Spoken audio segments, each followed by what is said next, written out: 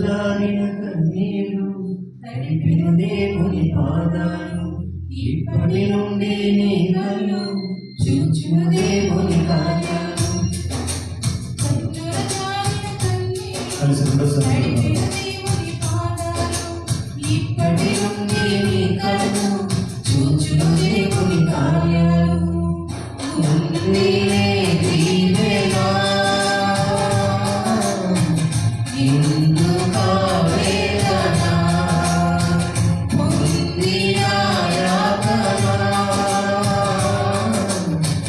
దేవుడే మరచునా ఉందిలే దీవెన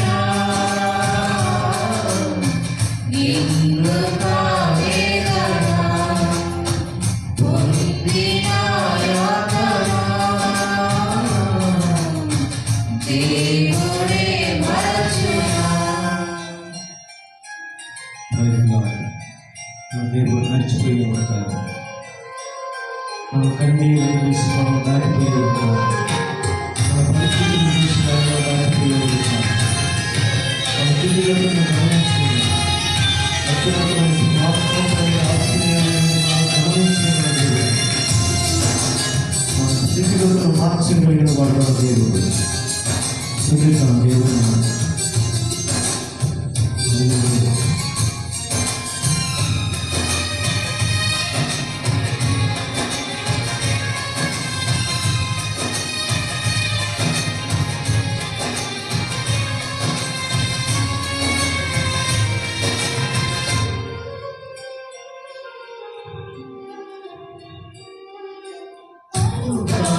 లోకం నిందించిన ఏకాకివై నీవు రోధించిన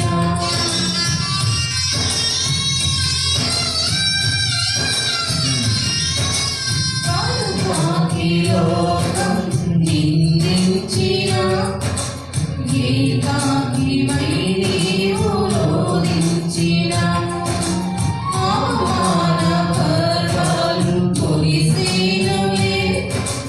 ఆనంద గీతాలు పాడేరులే నవ్వినోళ్ళందరి ముందు తలలు వంచేరు ఇక ముందు నవ్వినోళ్ళందరి ముందు తలలు వంచేరు ఇక ముందు ముందిలే దీవెన నిన్ను కావేదన పొందిన యాతన దేవుడే మరచునా. ఆ దేవుడు నడిచిన వాడు. ఆయన జ్ఞాపకం చేసుకుంటున్నాను. మనం దేవుడు నడిచినాం. ఆయన మన మరొకటి జీవితంలో అవమానాలు ఇంట్లో శ్రమలు దేవుని నమ్ముతున్నాం. చూపించేది ఉదయకాలంలో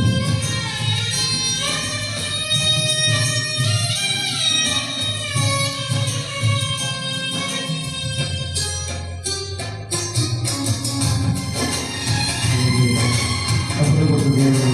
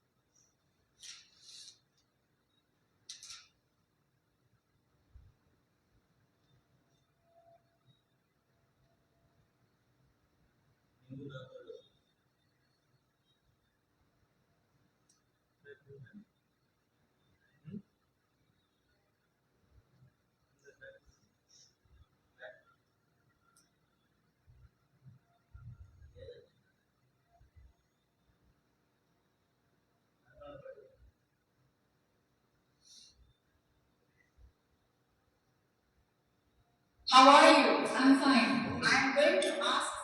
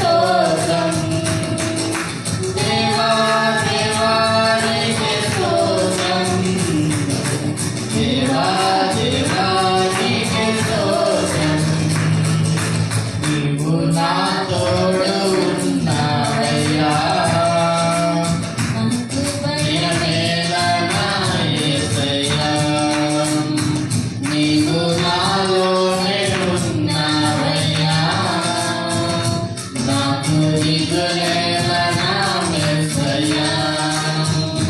నాకు భయమేలా, నాకు దిగులేలా, నాకు చింతేలా, నాకు భీతేలా.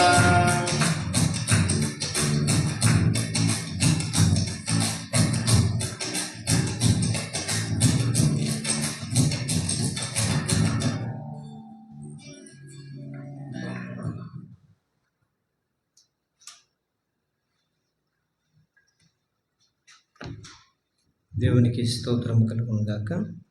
ఇంతవరకు పాటలతో ప్రభు నామాన్ని స్తుతిస్తూ వచ్చాం.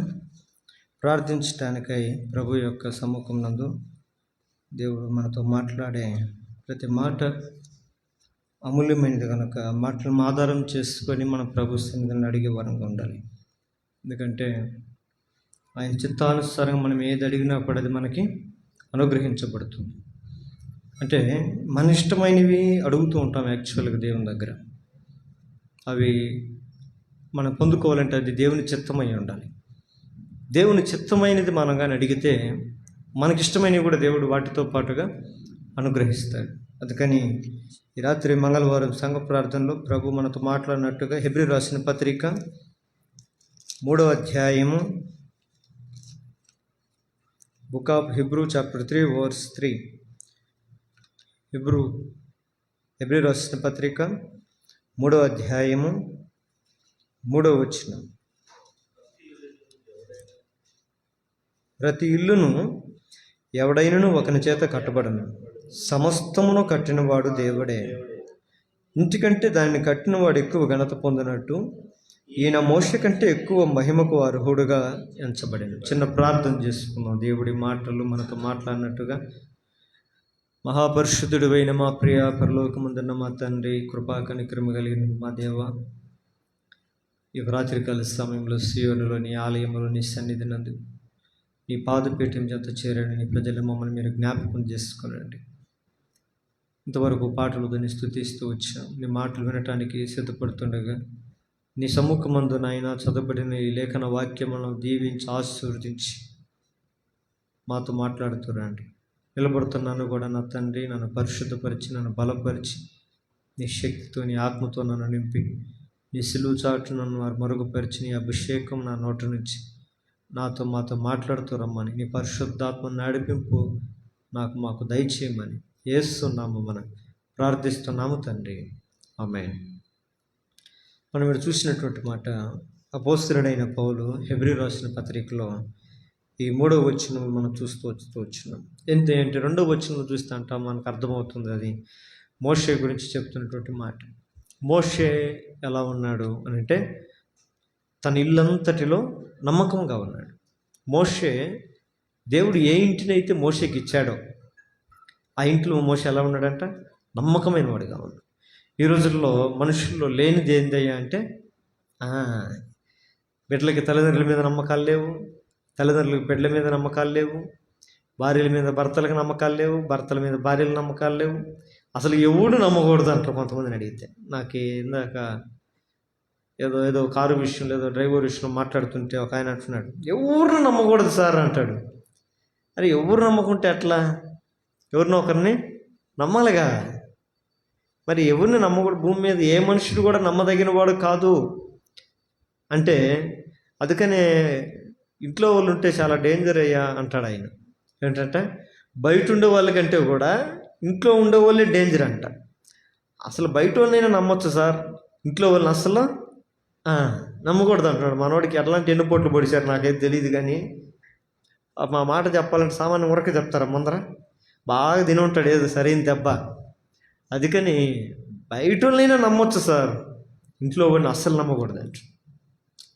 అయితే ఈడ మనం అర్థం చేసుకోవాల్సిన ఆత్మీయ రీతులు ఏంటి అంటే, మోషేకు దేవుడు ఒక ఇంటిని ఇచ్చినాడంట, ఒక ఇల్లు ఇచ్చాడంట.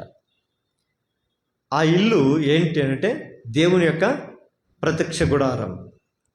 ఏంటది? నా వైపు కూడా అర్థం కావాలంటే మీకు బాగా దేవుడు అనుగ్రహించినట్టు ఒక ప్రత్యక్ష గుడారం. ఆ ప్రత్యక్ష గుడారంలో మోషేని దేవుడు ఉంచినాడు. కొన్ని రోజులు గమనిస్తూ వచ్చినాడు దేవుడు. ఆయన పనితీరుని చూస్తూ వచ్చాడు. ఆయన ఆలోచన విధానాన్ని చూస్తూ వచ్చినాడు. దేవుని ఇల్లు ఇది, ఆ ఇంట్లో నన్ను ఎంచుకున్నాడు ఆయన. నేను ఈ ఇల్లుని ఏ రీతిగా కాపాడాలి, ఈ ఇల్లుని ఏ రీతిగా నేను ఉంచుకోవాలి, ఈ ఇల్లుని ఏ రీతిగా నేను నడిపించాలి, ఈ ఇల్లుని ఏ రీతిగా నేను కాపాడుకోవాలి అనే విషయంలో ఒకరోజు దేవుడికి వచ్చి చూసినప్పుడు ఎట్ట కనపడ్డాడట? నమ్మకమైన వాడిగా కనపడ్డాడు. దేవునికి స్తోత్రం. అయితే ఆ ఇల్లు అనేది కట్టబడేది ఎవరి చేతంట? ఇప్పుడు చదువుదా 3వ వచనం అంటాడు, ప్రతి ఇల్లు కూడా ఎవడైనా ఒక్కని చేత కట్టబడుతుంది. ఈ మందిరం ఎవరు కట్టారయ్యా అంటే, నేను కట్టానంటే ఒప్పుకుంటారా? ఎవరితో ఒకరి ద్వారా కట్టబడింది. మన ఇల్లు కూడా, మనం ఉంటున్న ఇల్లు కూడా ఎవరితో ఒకరి ద్వారా కట్టబడింది. కట్టబడిన ప్రతి ఇల్లు కూడా ఒకరి చేత కట్టబడుతుంది. అది కట్టిన వారు ఎవరు అని అంటే ఏమంటున్నాడమ్మా? సమస్తమును కట్టినవాడు దేవుడే. ఇది ఈ ఇల్లుని కట్టిన ఇల్లు ఎవరంట? అసలు ఈ ఇల్లు అంటే ఏంది మనం ఇప్పుడు అర్థం చేసుకోవాలా. చూడండి ఆ మాట. అసలు ఆ ఇల్లు అంటే ఏంది అంటే, అదే ఎబ్రిల్ రాసిన పత్రిక 3వ అధ్యాయం అదే 6వ వచనంలో ఉంటుంది చూడండి. అసలు ఆ ఇల్లు అంటే మనం అనుకున్న బిల్డింగులు కాదు అమ్మా.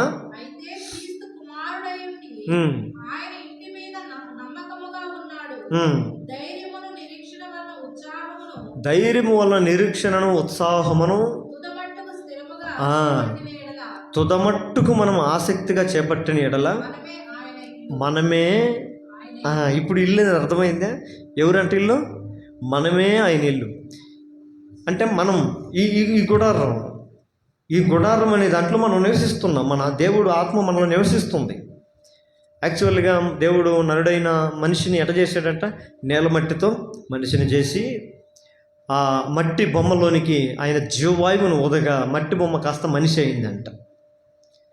ఇప్పుడు ఇది దేవుని ఆత్మ నివసించడానికి ఈ శరీరం ఏమైంది? ఒక గుడారమైంది.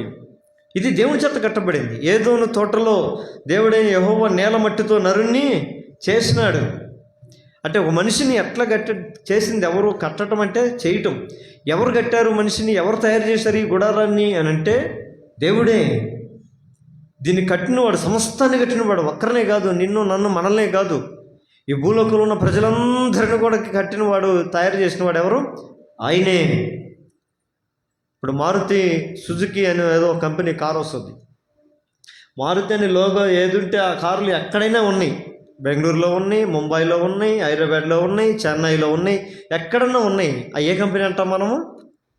అదే మారుతి కంపెనీ వాళ్ళు. అంతే. దేశాలు మారినంత మాత్రం, ఊర్లు మారినంత మాత్రాన కంపెనీ మారదు. ఇప్పుడు మనుషులందరూ కూడా అంతే. ఆయా రకాలుగా, ఆయా తెగలుగా, ఆయా వర్గాలుగా చెదిరిపోయి ఉండొచ్చు, కానీ వీళ్ళందరినీ కట్టినవాడు దేవుడే.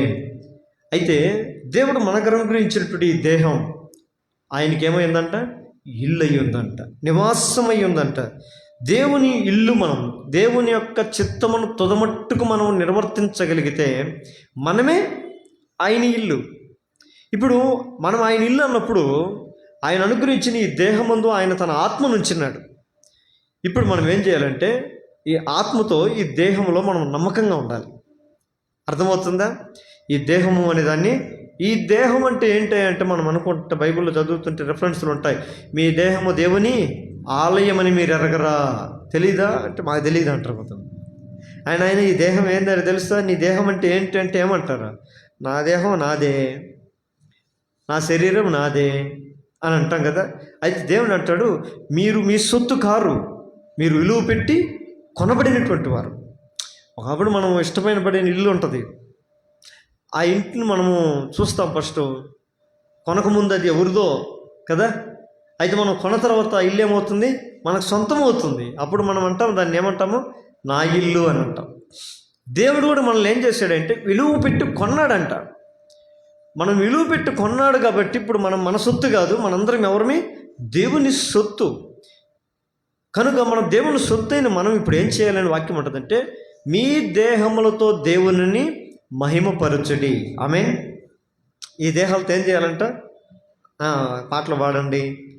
ఇంకా దేవునికి ఏ రీతిగా మనం మహిమ తేగలుగుతాం, దేవునికి ఏ రీతిగా మనం ఘనత తేగలుగుతాం, దేవునికి ఏ రీతిగా మనం కీర్తి తేగలుగుతాం, దేవుని యొక్క గుణాతిశయములు మనం ప్రచురపరచే వారంగా మనం ఉండాలి.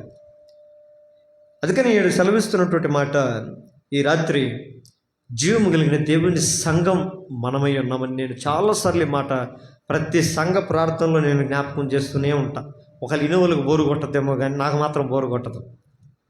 ఎప్పుడు నేను గుర్తు చేయాలనుకుంటా. ఏంటో తెలుసా, సంఘం అంటే కట్టడం కాదు, సంఘం అంటే మనమే. మనం దేవుని ఆలయం ఉన్నామనియు దేవుని ఆత్మ మనలో నివసించున్నదనియు మనము ఎరుగుదుము కదా అంటుంది వాక్యం. ఇప్పుడు ఈ గుడారం అనేది ఏమో గుడారం అంటే శిథిలమైపోయే గుడారం. అంటే ఒకరోజు ఏమైపోద్ది అనేది పోద్ది, కూలిపోద్ది గుడారం కదా. మనం ఎంత బలశాలులమైనా, ఎంత అందగాళ్ళమైనా, ఇంకెంతైనా, ఎంతెంతైనా, కోటేశ్వరుడైనా, దరిద్రుడైనా, ఎట్టటుడైనా సరే ఒకరోజు ఈ శరీరం ఏమైపోద్ది? ఆత్మ విడిచిందంటే శరీరం పనికిరాంది. అయితే ఈ దీన్ని పనికొచ్చేది, నడిపించేది ఏంటి అంటే దేవుని ఆత్మ. ఈ దేవుని ఆత్మ మనలో ఉన్నప్పుడు ఈ గుడారం విషయంలో మనం ఏం చేయాలంటే నమ్మకంగా ఉండాలి. చచ్చిపోయిన తర్వాత నమ్మకంగా ఎవరు ఉండలేము దేవుడికి కదా. ఉండగలుగుతామా? చనిపోయిన తర్వాత ఎవరికి నమ్మకంగా ఉండలేము. బ్రతుకు ఉన్నప్పుడే మనం నమ్మకంగా ఉండగలుగుతాం. ఈ రోజుల్లో దేవుడు కోరుకుంటున్నది అదే, నమ్మకత్వం. దేవునిచే కట్టబడినటువంటి ఒక ఇల్లు, సమస్తమును కట్టినవాడు ఆయనే. దేవుని చేత కట్టబడిన ఇల్లు ఏ రీతిగా ఉండాలి? దేవుని ఆలయంగా ఉండాల్సినటువంటి మన దేహం ఎలా ఉండాలి? ఏమై ఉండాలి? ఏ రీతిగా ఉండాలి? దాని కర్తవ్యం ఏంటి? దాని విధులు ఏంటి? ఇప్పుడు విధాన సౌధం ఉంది కదా, దాన్ని ఏమంటాం? విధాన సౌధం అంటాం. అక్కడ ఏం జరుగుతాయి? ఫంక్షన్లు, పెళ్ళిళ్ళ ఫంక్షన్లు జరుగుతాయా? బర్త్డే ఫంక్షన్లు జరుగుతాయి. కోర్టులోకి పోయి నా పెళ్లి చేసుకోవాలి, కోర్టు బాగుంది చూసేకి నా పెళ్ళి అడ చేసుకుంటాడు, ఒప్పుకుంటారమ్మా? జడ్జి ఒప్పుకుంటాడా? తన్ని ధరిమేస్తారు. అసలు అడగడానికి కూడా మనకి సెన్స్ అనేది ఉంటుందా? పోలీస్ స్టేషన్లో పోయి మనం ఏదన్నా నేను కొన్ని రోజులు ఏదో ఫంక్షన్ చేసుకోవాలనుకోండి, కొన్ని అడగలేము. ఏదో కొన్ని కర్తవ్యం కొరకై కట్టబడ్డాయి. పోలీసు రక్షణ కొరకు, న్యాయాలయాలు న్యాయం కొరకు, అసెంబ్లీలు ప్రజల యొక్క విధానాలను మెరుగుపరచడానికి చేసుకోవాల్సిన సమయ ఆలోచనల కొరకు నిర్మించబడినటువంటి భవనాలు, అవి ఎందుకు కట్టబడ్డాయి మనకు తెలుస్తాయి. మెడికల్ షాప్ ఉంది, దేనికి? హాస్పిటల్ ఉంది, రోగులకి. స్కూళ్ళు ఉన్నాయి, చదువుకునే వాళ్ళకి. ఆఫీసులు ఉన్నాయి, పనిచేసే వాళ్ళకి. ఇప్పుడు మనం ఉన్నాం దేనికి? దీనికి ఆన్సర్ లేదు. మనం ఉన్నాం దేనికి అని అందుకని అంటున్నాడు ఆయన. పేతురు రాసిన మొదటి పత్రికలు అంటాడు, మునుపు మీరు చీకటిలో ఉంటిరి, ఇప్పుడు ఆయన మిమ్మల్ని ఎక్కడ తీసుకొచ్చాడట?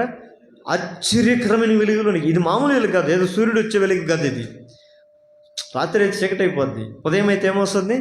వెలుగు వస్తుంది. దేని నుంచి వస్తుంది ఆ వెలుగు? సూర్యుని నుంచి వస్తుంది ఆ వెలుగు. అయితే ఈ సూర్యుని నుంచి వచ్చే వెలుగు కాదు ఇది. ఇది ఆశ్చర్యకరమైన వెలుగు. ఇది ఆశ్చర్యం అంటే ఏంటంటే మనం అర్థం చేసుకోవాలి. మన దేవుడు ఎవరంట? ఆశ్చర్యకరుడు. ఆమేన్. ఆశ్చర్యకరుడు. యెషయా ఏముంటుంది? ఆశ్చర్యకరుడు అని ఒక పేరు ఉంటుంది ఆయనకి. చాలా పేర్లు ఉన్నాయి, అందులో ఒక పేరు ఆశ్చర్యకరుడని. ఈ ఆశ్చర్యకరుడైనటువంటి ఒక ముఖ కాంతిలో నుంచి వచ్చే వెలుగు ద్వారా మనం ఆ వెలుగులోకి వస్తాం. సూర్యుని వెలుగులోకి కాదు. మనం తెల్లారితే మనం బయటకు వస్తాం, ఆ వెలుగులోని కాదు. దేవుడు నీతి సూర్యుడు మన మీద ఉదయించినప్పుడు మనం ఆ వెలుగులోనికి మనం వస్తాం. ఆ వెలుగులోనికి వచ్చిన తర్వాత ఏం చేయాలి అంటే క్రీస్తు యొక్క గుణాతిశయములను ప్రచురం చేయటానికి ఆయన మనల్ని ఏర్పాటు చేసుకున్నాడు. ఆమేన్. దేవునికి మహిమ కలుగును గాక. దేవుని యొక్క గుణాతిశయములు అంటే దేవుని యొక్క గుణాలు, బుద్ధి. నీ గుణం మంచిది కాదు పోరా అంటాం చూడు. ఒక్కోసారి మనం ఎవడైనా పనికి మళ్ళీ మాట్లాడింది అనుకో, వాడిని ఏమంటాము? మన సైడ్ ఏమంటాం? హరా నీ గుణమే మంచిది కాదు, నీ బుద్ధే మంచిది కాదు, నువ్వు మంచివాడు కాదని మనం వాని గుణగణాలను బట్టి మనము నిర్ణయిస్తాం. అయితే క్రీస్తు యొక్క గుణాతిశయములు మనం ప్రచురం చేయాలని అంటే, దేవుని యొక్క ఆలయముగా మనం ఉండాలి అని అంటే మొట్టమొదటిగా చీకటిలో వచ్చి మనం బయటకు రావాలి. అంటే లోకంలో నుంచి మనం బయటకు రావాలి. లోకంలో ఉంటూ దేవునిలో ఉండాలి అని అంటే ఎప్పటికీ కూడా అది సాధ్యము కాదు. అందుకని 2 పడవల మీద కాలు పెట్టి పోవటం మంచిది కాదు అంటారు పెద్దోళ్ళు. అంటారు కదా, 2 పడవల మీద కాలు పెట్టి పోతా ఉంటే ఏమైపోతుంది? అవి కొంత దూరం పోతే ఓకే, వాళ్ళిద్దరు మన కంట్రోల్లో ఉంటే ఓకే డ్రైవర్లు. వాళ్ళు ఇట్లా ఒకరు అట్లా ఒకరు వెళ్ళిపోతే మన బ్రతుకేమైపోవాలి? మన జీవితం అయిపోద్ది, సముద్రం పాలైపోద్ది, అంటే మునిగిపోయే పరిస్థితి వస్తుంది. అందుకని దేవుడు అంటున్నాడు, మీరు లోకానికి దేవునికి దాసులుగా ఉండనేరరు. మీరు లోకానికి దాసులుగా ఉండాలంటే నాకు దాసులుగా ఉండలేరు, నాకు దాసులుగా ఉంటే లోకానికి దాసులుగా ఉండలేరు. ఈరోజు క్రైస్తవులు లోకానికి దాసులుగా ఉండటం తెలుసు, చర్చిలోకి వస్తే దేవునికి దాసులుగా ఉండడం తెలుసు. 2 మెయింటైన్ చేస్తున్నారు బాగా. అదేదో బాగుంది అనుకుంటాం కొంతవరకే, సినిమా అయిపోయేంతవరకే. సినిమా అయిపోయిన తర్వాత కూడా వాళ్ళు కూర్చున్నాయి అవుద్దమ్మా. సినిమా శుభం పడిందంటే లేచి పోవటం ఉండడమే. నేను బాను, నేను టికెట్ పెట్టుకున్నా, నేను బాను అంటే సెక్యూరిటీ గార్డు వచ్చి ఇడిసిపోయి బయట వేస్తాడు. మన జీవితం కూడా ఒక సినిమానే, ముగిసిపోద్ది. 3 గంటల సినిమా లాగా మన జీవితం కూడా ఒక సినిమానే, ఇది ముగిసిపోద్ది. అయితే దానికి ఆ శుభం పడిపోద్ది, దానికి అంతమైపోద్దేమో, కానీ మనిషిని యొక్క జీవితము అంతం కాదు. ఆత్మయే జీవింపజేయుచున్నది. ఈ శరీరాన్ని మనం నడిపించేది, ముందుకు తీసుకెళ్తుండేది, మనలో ఉనికిని కలిగజేస్తుండేది ఏంటయ్యా అంటే ఆత్మ. ఈ ఆత్మ యెహోవా పెట్టిన దీపము. ఇది దేవుని యొక్క ఆత్మ మనలో ఉంది. అయితే మనం దేవుని చేత కట్టబడిన అనుభవంలో మనం ఉండాలి.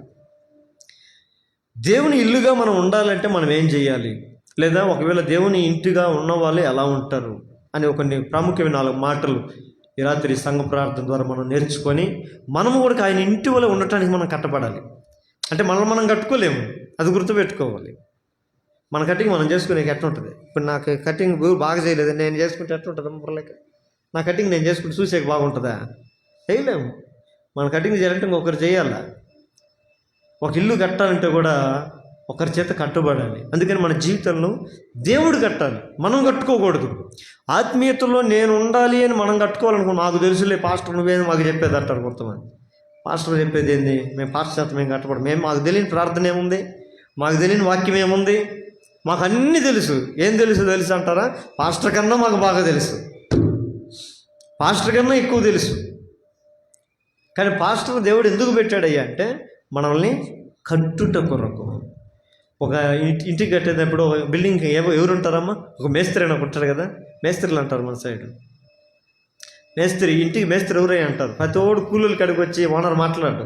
ఎవరు కాడ మాట్లాడతాడు? ఆ ఇంటి మేస్త్రిని పిలిచి మేస్త్రితోనే ఏదైనా మాట్లాడాలి. అంతేగాని ప్రతి కూలోడి కాడికి పోయి అడగడైనా. బిల్డింగ్ బాగలేకపోతే ఎవరిని అడుగుతాడు? ఫైనల్గా మేస్త్రినే పట్టుకుంటాడు. వీళ్ళు కట్టినో జడగొట్టినా కూడా ఇబ్బంది వచ్చేది ఎవరికి? మేస్త్రికే. అందుకని సంఘంలో కూడా దేవుడు తన ప్రజలను, దేవుని యొక్క బిడ్డలను ఒక దేవునికి నివాసకరమైనటువంటి ఆలయముగా కట్టడానికి మనందరం ఎవరమయ్యా అంటే సంఘంలో ఉన్న ప్రతి విశ్వాసులు ఎవరు? ఒక ఇటుకలాంటి వాళ్ళు. అందుకని అంటాడు, జీవము కలిగిన దేవుని సంఘములో సజీవమైన రాయి వలె మనము కట్టబడుతాం. సంఘంలో ఉన్న విశ్వాసులందరూ ఎవరంట? ఒక రాయి లాంటి వాళ్ళు, ఒక ఇటుక. ఈ రాయిలో కొన్ని ఒకసారి మనం పునాది వేసేటప్పుడు రాళ్ళు ఎలా ఉంటాయి? వంకర టెంకరగా ఉంటాయి. అప్పుడు మేస్త్రి సుత్తి తీసుకుని ఏం చేస్తాడమ్మా, దాన్ని కొట్టి సరిచేసి, మూలలు సరిచేసి కడతాడు. లేదు అది ఇప్పుడు సేవకుడు కూడా ఏదన్నా ఒక సరిచేయాలి, సుత్తి తీసుకున్నాడు అనుకోండి, వీళ్ళు కత్తి తీసుకుంటారు. వీళ్ళు పాస్టర్ మీదకి, నువ్వు మా మీదకి సుత్తి తెస్తావు, నువ్వు నేను కత్తి తెస్తానంటావు. ఈయన కుట్టి శనిగిపోయింది ఏదైనా కొడదామని సూది తీసుకుంటే వీళ్ళు ఏం చేస్తాను? గణప మీద తీసుకొని వస్తారు. వీళ్ళు కట్టబడరు, వీళ్ళు కట్టబడడానికి ఇష్టపడరు. వీళ్ళు నా ప్రియమైన దేవుని బిడ్డలారా, దేవునికి ఇష్టమైనటువంటి నివాస గృహంగా మనం కట్టబడాలని దేవుడు సంఘము అనే ఒక స్థలాన్ని ఏర్పాటు చేసి, ఈ సంఘములో ఇటుకలు ఏ రీతి కట్టబడుతున్నాయో విశ్వాసులను ఆ రీతిగా చేర్చినాడు. వీళ్ళందరినీ దేవుడు నివసించే ఆలయముగా, ఒక ఇల్లుగా, ఒక సేవకుడు కట్టాలి. ఈ రాయి కట్టబడాలంటే ఈ రాయి ఏ ఉండాలి? ఈ ఇటుకలు ఉన్నాయి కదా, ఈ సిమెంట్ ఇటుకలకు జీవం లేకపోతే ఇబ్బంది లేదు. కానీ దేవుని ఆలయం కట్టబడాలంటే మనలో ఏముండాలి? జీవం ఉండాలి. అందుకని సజీవమైన రాళ్ళ వల్లే, జీవం లేని రాళ్ళ వల్లే కాదు. సంఘంలో పనికిరాని వాళ్ళు చాలామంది ఉంటారు. పనికిరాని వాళ్ళతో సంఘం కట్టాలనుకోండి ఏమైపోద్ది? పనికిరాని వాళ్ళతో అంతా సంఘ పెద్దలు చేస్తే ఏమైపోద్ది? ఎట్లా అయిపోతారు? పనికిరాని వాళ్ళు ఫస్ట్ వస్తారు సంఘానికి. సంఘ పెద్దలు నిలబడారంటే దాని విధులేంటో, దాని కార్యాలు ఏంటో, దాని నిర్వహణ ఏంటో ఏమీ తెలియదు. ఈ పాస్టర్ కూడా పాపం ఏం చేస్తావు, ఆ టైంకి గత్యంతరం లేక ఏం చేస్తాడు? 5 మంది కావాలి సంఘానికి పెద్దలు, రండి, అనిల్ అన్న రా, సతీష్ రా, కళ్యాణ రా, లేకుంటే రాజా రా, వీళ్ళు రా, మీరు రండి అని చెప్పి ఏం చేస్తారు? సంతకాలు విడుచుకుంటాం. ఈ రాళ్ళలో జీవం లేకపోతే ఏమైపోద్ది? ఒకరోజు ఆ రాయి ఏమైపోద్ది? ఉపయోగపడదు. ఈ స్థలంలో ఇప్పుడు ఆ ఇటుకలు సక్రంగా ఉండబడి చూడు, సక్రంగా లైన్ ఉంది. వడ్డలు వంకల వెంకలు ఉంటే అవి పెట్టరు. మేస్త్రి కట్టేవాడు ఏం చేస్తాడు? వాటిని పక్కనే సరేస్తాడు. మన సజీవమైన రాయి వల్ల మనం కట్టబడాలి. దేవుని సంఘములో మనం కట్టబడాలంటే మొట్టమొదటి జీవం ఉండాలి. ఆ జీవము దేవునిదై ఉండాలి. ఆమేన్. అంటే మన జీవాలు కూడా ఉండయి. మన ఇంట్లో జీవాలు ఉన్నాయా, ఏదయ్యా ఇక్కడ ఊరికి రండి అయ్యా అంటే అప్పుడప్పుడు కొంతమంది ఊర్లో వాళ్ళు అంటారు మా ఇంట్లో జీవాలు ఉన్నాయని. జీవాలు అంటే ఏంటి? మేకలు, ఇంకా గేదెలు, ఈ పశువులు, వాటిని కూడా జీవాలు అంటారు. అయ్యా జీవాలు ఉన్నాయి, మేము ఎక్కడికి రాలేమయ్యా, మీరే రండి అంటారు. అయితే దేవుని మందిరంలో మనం సజీవమైన రాయి వల్ల మనం కట్టబడాలి. అయితే కట్టబడినటువంటి వారు ఇల్లు ఎలా ఉండాలంటే ఏం చేయాలి అంటే, మొట్టమొదటిగా చూడండి అమ్మ, మత్తయి సువార్త 7వ అధ్యాయము 24వ వచనం. మత్తయి గాస్పెల్ చాప్టర్ 7 వర్స్ 24.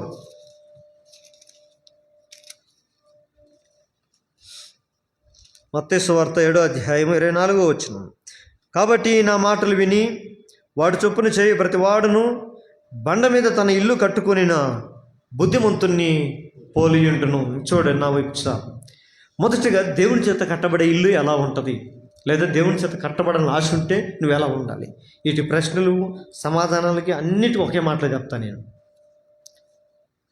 ఒకవేళ దేవుని చేత మనం కట్టబడుతున్నామా లేదని కూడా తెలిసిపోద్ది. దేవుని చేత కట్టబడే ఇల్లు, ఒకవేళ దేవుని చేత కట్టబడిన ఇల్లు ఎలా ఉంటుందంట, ఇదిగో ఈ నా మాటలో చొప్పున విని ప్రతి చొప్పున వాటి చొప్పున చేయు ప్రతి వాడు కూడా తన ఇంటిని ఇల్లు ఎడగట్టినాడట, బండ మీద కట్టుకున్నాడట. ఈ బండ అంటే ఏంటి? బైబిల్లోనే ఉంటుంది. ఈ బండ క్రీస్తే. ఏ బండ అంటాయా? క్రీస్తు అనే బండ మీద ఇల్లుని కట్టుకుంటారంట. అంటే వాళ్ళ జీవితం దేని మీద ఆధారపడి ఉంటుంది అంటే క్రీస్తు మీద ఆధారపడి ఉంటుంది. అర్థమవుతుందా? డబ్బు మీద ఆధారపడదు, కుటుంబం మీద ఆధారపడదు, పని మీద ఆధారపడదు. బ్రతుకు తెరువుకి ఏమేమి కావాలో బ్రతుకు తెరువు పని లేకపోతే ఎట్లా అనుకుంటాం కదా. కొన్ని మన జీవితం నుంచి కొన్ని కోల్పోతే ఇక మనం అయిపోయిందని కొంతమంది సూసైడ్ చేసుకుని ఎందుకు చచ్చిపోతూ ఉంటారు? ఎందుకు చెప్పండి.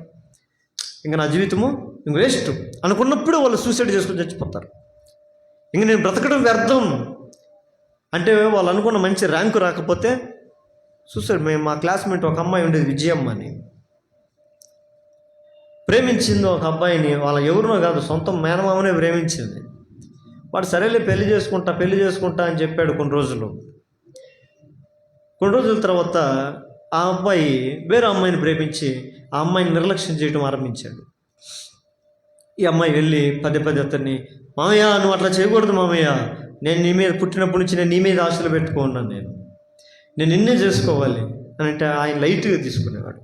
బాబా ఊరుకోండు, అట్ట అంటావు ఇట్ట అంటావు అని చెప్పి ఇసుకించుకునేవాడు. ఏమో కామన్గా అమ్మాయి బాధపడుతూ ఏడుస్తుండేది, ఎప్పుడు బాధపడుతుండేది, అయినా కానీ ఆయన లైట్గా తీసుకునేవాడు. ఒకరోజు ఆ అమ్మాయి కావలిలోని రైల్వే ట్రాక్ మీద చనిపోయాం. వాడు అనుకోలే ఇట్లా జరుగుతుంది అంటే, నేను ప్రేమించిన వాడు నాకు దక్కకపోతే ఇంకా నా జీవితము వ్యర్థమే.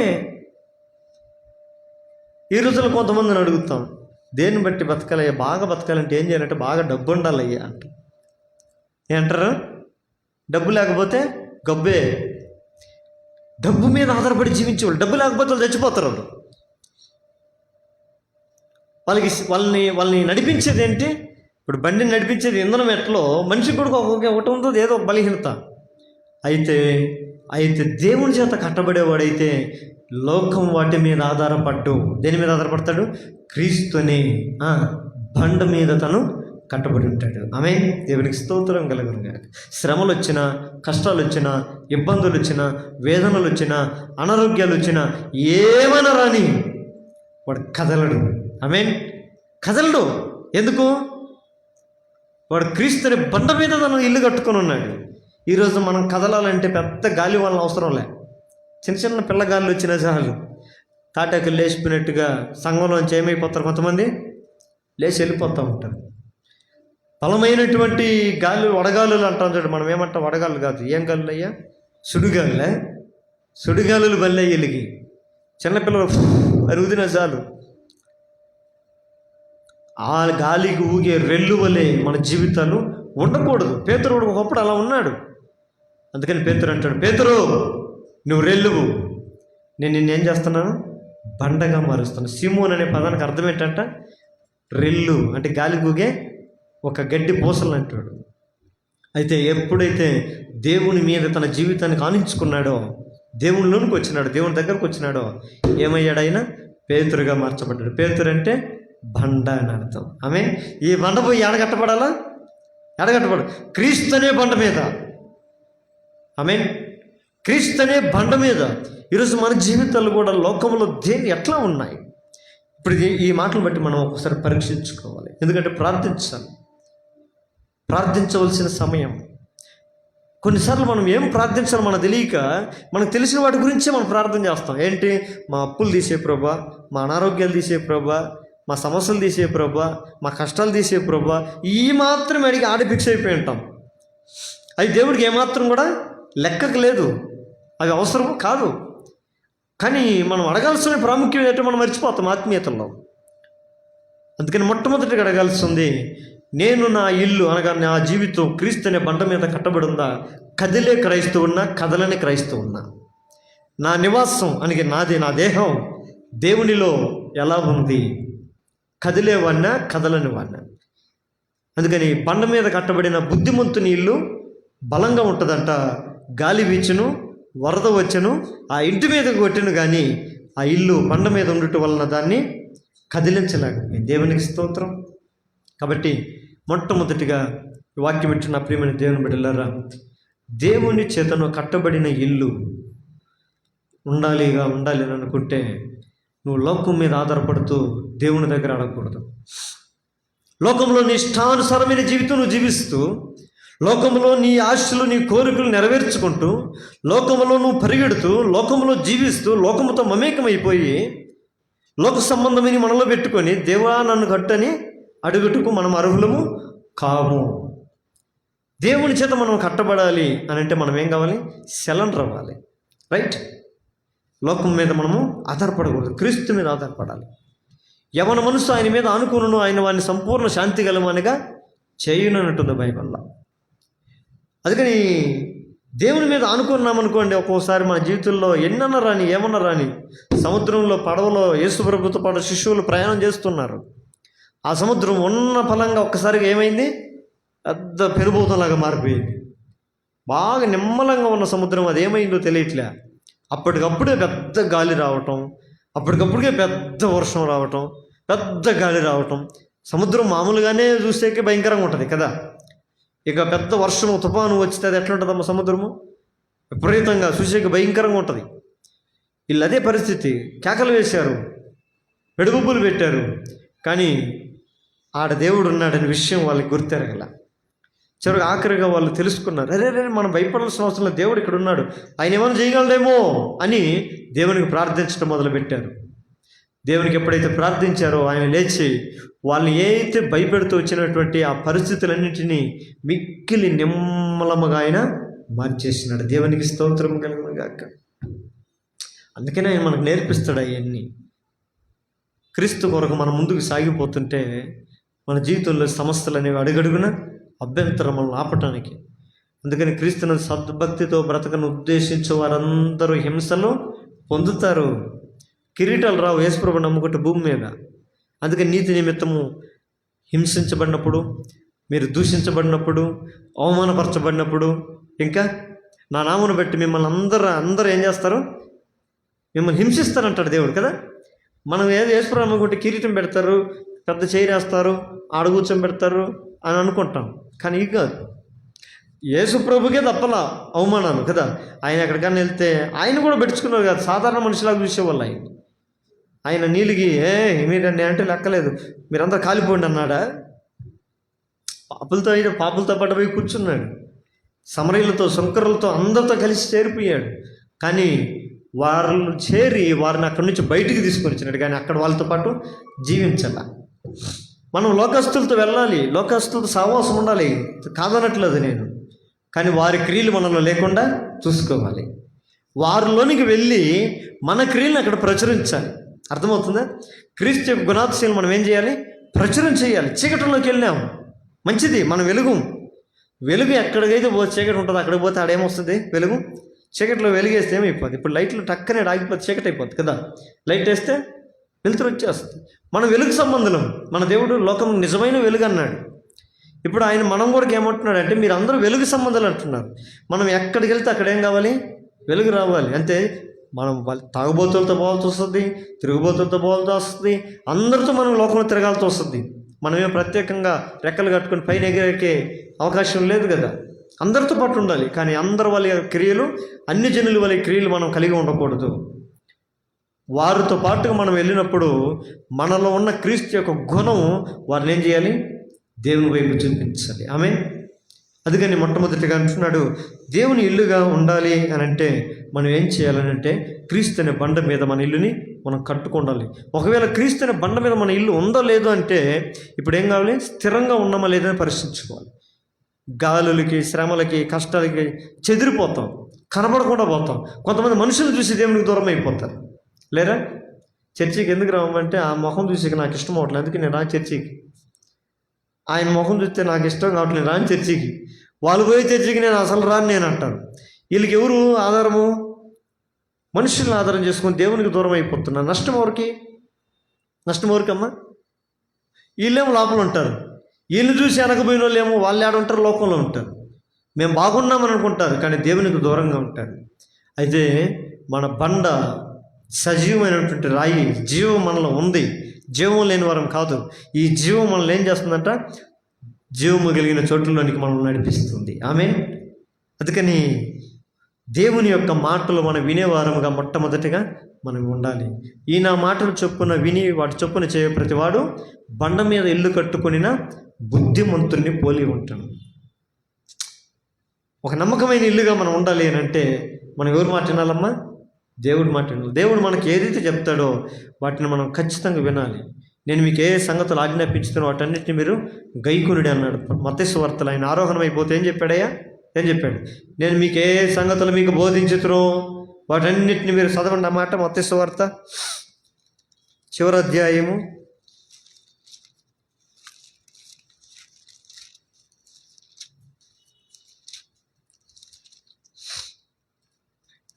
20 వచనం.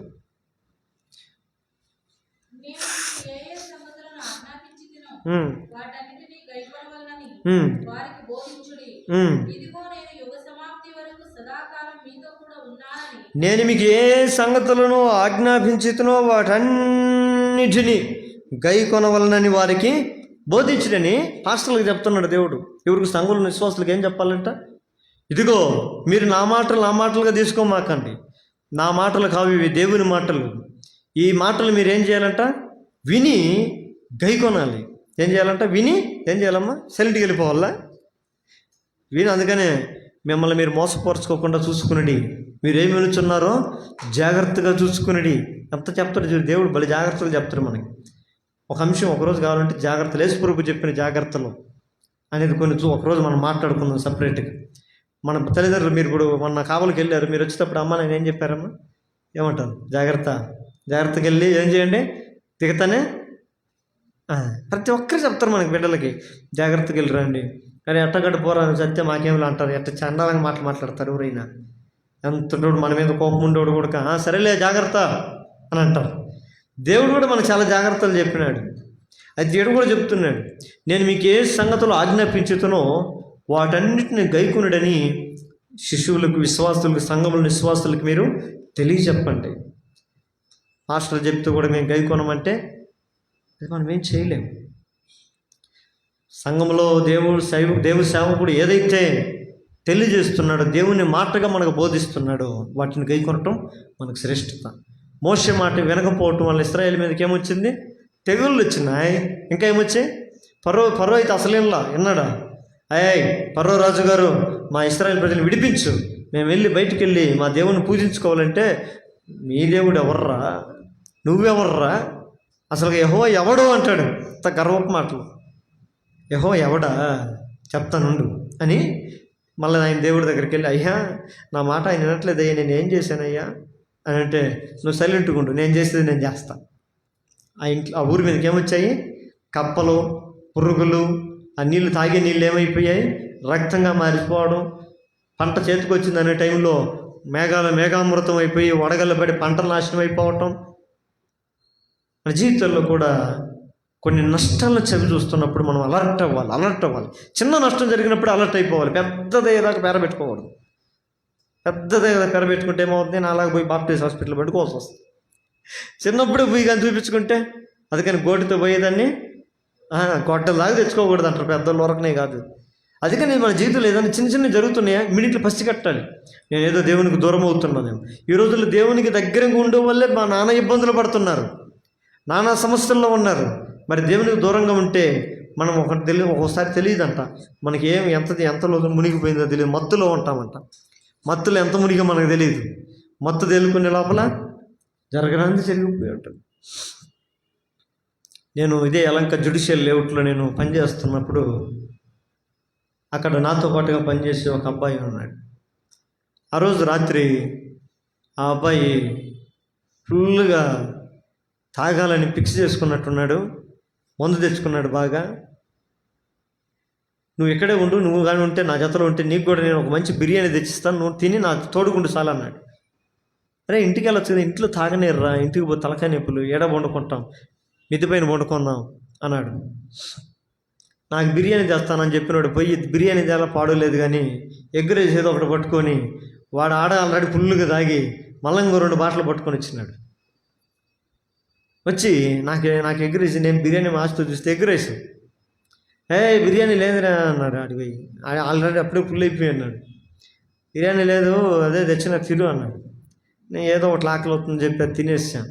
ఇక వాడు కూర్చొని వాడి పని వాడు ఆరంభిస్తూ ఉన్నాడు. ఇక వాడు నడిచేది కూడా తెలియట్లే. ఆ మిద్ది మీద ఈ పిల్లర్స్ వేసినప్పుడు కొన్ని కమ్మీలు వదిలిపెట్టి ఉంటారు, కొన్ని కమ్మీలు ఉంటాయి కదా పిల్లర్స్ వేయటానికి.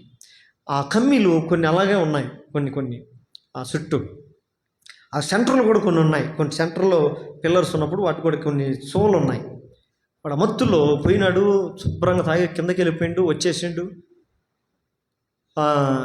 ఆ చోని తొక్కింది కూడా మనకి తెలియట్లే, అది దిగబడింది తెలియట్లే, అది రక్తం కారిపోతుండేది తెలియట్లే. పడుకున్నాడు. వచ్చి నేను పడుకున్నాను, నా పక్కన వచ్చి పడుకున్నాడు. పడుకున్న తర్వాత నేను లేచేటప్పుడు ఇటు చెయ్యి ఇటు పెడితే నా చెయ్యికి తడి తగిలింది. ఇదేంటే ఉచ్చకెచ్చ పోసాడు కొంపదీసి అనుకున్నా నేను. ఈడే మనిషి వీడు బాగా తాగి పీకల తాగి ఉచ్చకెచ్చ పోసాడేమనుకొని చూసి మన ప్రతి ఒక్కరికి అలవాటే, చెయ్యి తడి తగిలితే ఫస్ట్ వాసన చూసి చెయ్యి ఇటు పెట్టిన వాళ్ళకి ఏదో నీసు వస్తున్న రక్తం వాసన వచ్చి తెలిసిపోయింది నాకు. అరే ఏంటి బ్లడ్ వాసన వస్తుంది అని చెప్పి ఈడు చూస్తే గురకలు పెడుతున్నాడు. టకటగా జేబులో వచ్చి మొబైల్ తీసి లైట్ ఆన్ చేసి చూస్తే ఎక్కడ్రా బ్లడ్ అంటే నుంచి కారిపోయేట డౌన్కి వచ్చి ఆ బెడ్షీట్ అంతా బ్లడ్డే. ఆ కాల్లో చువ్వ దిగేట అవతలకి అది హోల్ పడిపోయి ఉంది. ఆ బ్లడ్ కారిపోయి క్లాట్ అయిపోయి గడ్డగట్టిపోయి ఉంది ఆల్రెడీ. వాడిని లేపుతుంటే కూడా లేట్లే, కదలట్లే. నేనేం చేయలేక అట్లే సైలెంట్గా ఉన్నా. ఉదయాన్నే లేచి చూస్తే అప్పుడు అబ్బా నా కాలికి ఎప్పుడైంది ఇది అంటున్నాడు. వాడికి ఏం తెలియట్లే. నాయన రాత్రి అంతా లేపి నేను సాలైపి చూడు, మత్తులో ఉంటే ఎంత ప్రమాదమో అర్థమవుతుందా?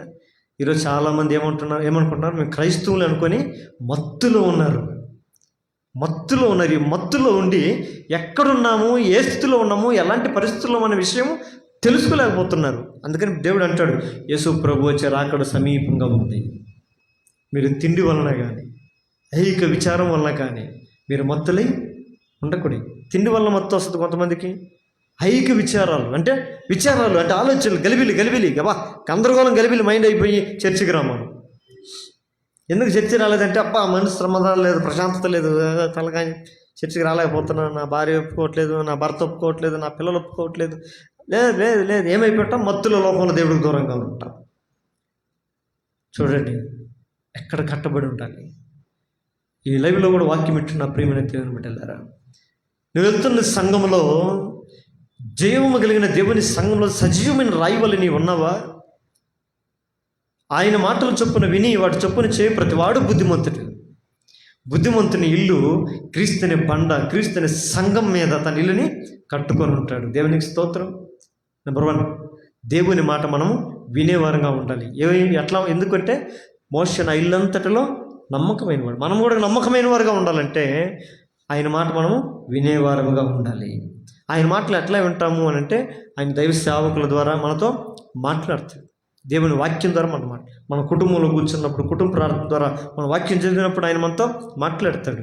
మనం చదివి విని వదిలేస్తాం కాదు, మనం వినుచున్న దాన్ని మనం ఏం చేయమంటున్నాడు దేవుడు? గైకొనవలెను. గైకుంటున్నామా లేదా? గైకొనే సంఘం వల్ల మనం ఉండాలి. నెంబర్ 2, రెండోది చూడమ్మా, అదే మత్తయి సువార్త, అదే 10వ అధ్యాయము 13వ వచనం. మత్తయి సువార్త 10వ అధ్యాయం. మీరు వెళ్ళి ఆ. నా సహోదరులు గలిలయకు వెళ్ళవలెనని అదే మత్తయి సువార్త 10వ అధ్యాయం 13వ వచనం.